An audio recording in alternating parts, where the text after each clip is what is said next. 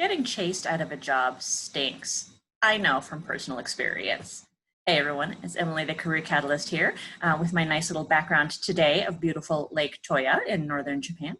And today I just really wanted to talk through kind of this process and what I know about being chased out of a job, and to see if I can kind of normalize the experience for you. So years ago now, I had this job, and we had always been a pretty small staff.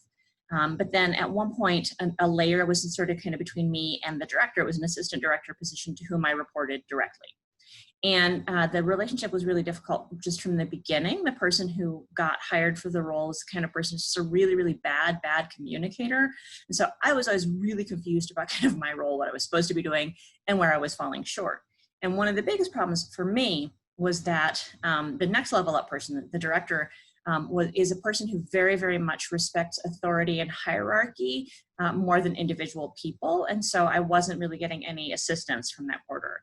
And this was really hard for me because the director and I had actually been quite close beforehand. And so it was really tough for me just not to get any support and any of the help that I really needed.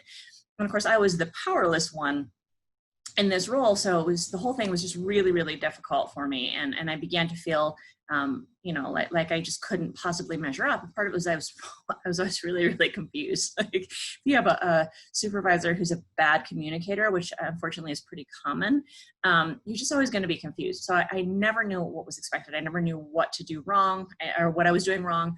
I never knew kind of what the goals were that I was working towards. They were always kind of weird and fuzzy to me. And I just kept getting terrible performance reviews. And the person who was giving the reviews would never actually provide me examples of things. Would always say, you did X, Y, Z. And I would say, I'm sorry, I'm confused. Give me an example. And the person would always say, oh, you know an example. And I didn't know the example. That's why I was asking, right? So it was a really, really terrible situation. We went to mediation.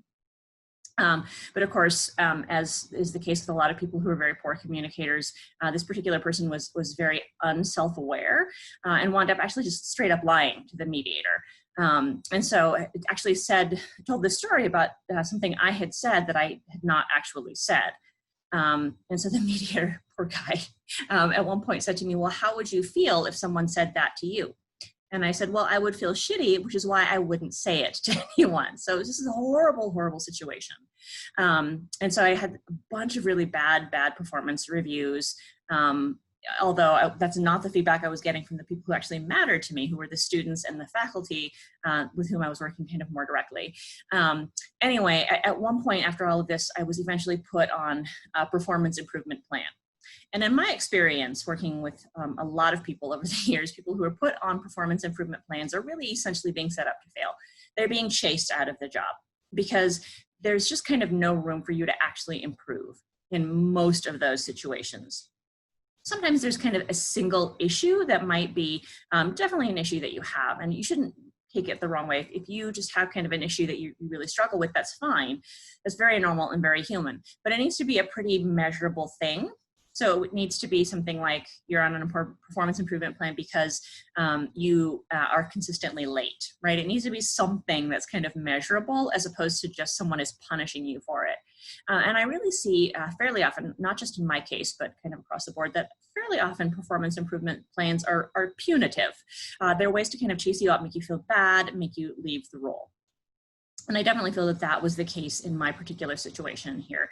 There just wasn't any room for me to actually improve anything. So the whole thing was just kind of nasty and messy and horrible.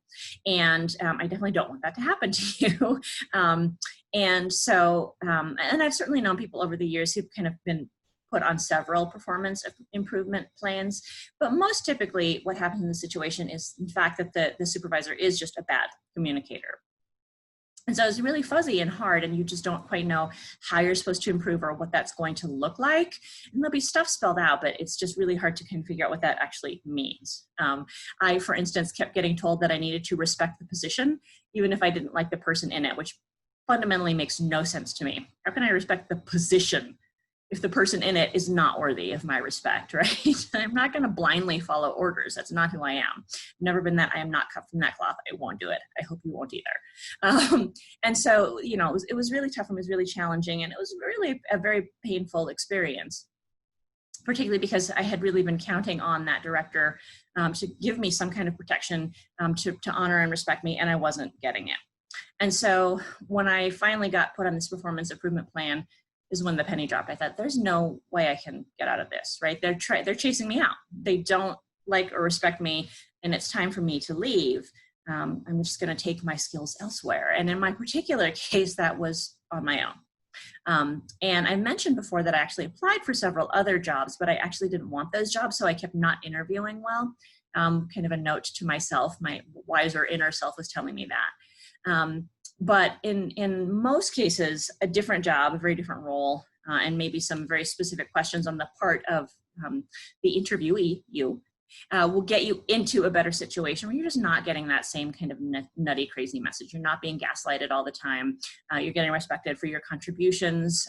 You are getting the respect and protection and friendship of the people who are supposed to be doing that. And so what I did was I just quit one day. I had another performance review coming up, and I thought, I don't want to deal with a whole new round of this. There's always something on my performance review that shocks me, and I don't know what she's talking about, and it's going to really hurt. Why would I put myself through that again? It's going to be bad. And of course, the truth is, because I was getting all these crazy messages, because I had all this crazy gaslighting going on, and because I wasn't getting any of that protection from the places I really needed it, I in fact did start to do my job very badly. I was still good at the individual counseling parts of it, but the rest of it I was just letting slide, because the rest of it is harder for me, whereas the meeting with people, talking with people really energizes me. So, it would have been a bad review, and some of that would have been legitimate, but there, I guarantee, would have been some weird surprise that I didn't see coming and just would have served to wound me further. So no reason to put up with it. So I just cut and left. Now, you don't have to do that. It can be a better strategy to have something else lined up before you leave. And that might just be, a sort of bridging the gap kind of job. So, customer service, transcription, delivery driving, whatever it is. There can be something that you can kind of put in there. There's a lot of really interesting jobs out right now. There's contact tracing, which is remote. There is election judging. So lots and lots of things like that you can do to kind of bridge that gap between this job and the next. And that can be a really good strategy. But I will say that if you're in a place like I was, where everything is so toxic and so terrible and making you feel so bad about yourself that it's just not going to work, then I would really encourage you to see if there's a way that you can leave the job, even if you don't have something else lined up. And if you have any questions about that, I'm really glad to talk that through with you, because I just don't think anyone should ever have to be in that position. And I do want to underscore that although in any relationship there's, all parties are culpable for their own behaviors, this is not your fault. And so if you are in a situation like this, where just things are really, really bad, don't blame yourself. It's not your fault. It's much like an abusive romantic relationship, also not your fault. Even though you let that happen to you, it's really not your fault. I promise. It's really not. And I would love to be able to help you get out of this, because it's such a painful situation. And it just really feels terrible. And even if you don't respect the person involved, as in my case, it still really does begin to eat away at your self-esteem and your sense of what you're good at. And that's not fair to you either. So I really hope this isn't happening to you, but if it is, please reach out. You're not alone. I have been there, and I would love to be able to help you kind of get through any of these problems that you're having. So I hope you all have a fabulous weekend. Please feel free to reach out to me or to type a comment in the box below, and take care. I will see you next time.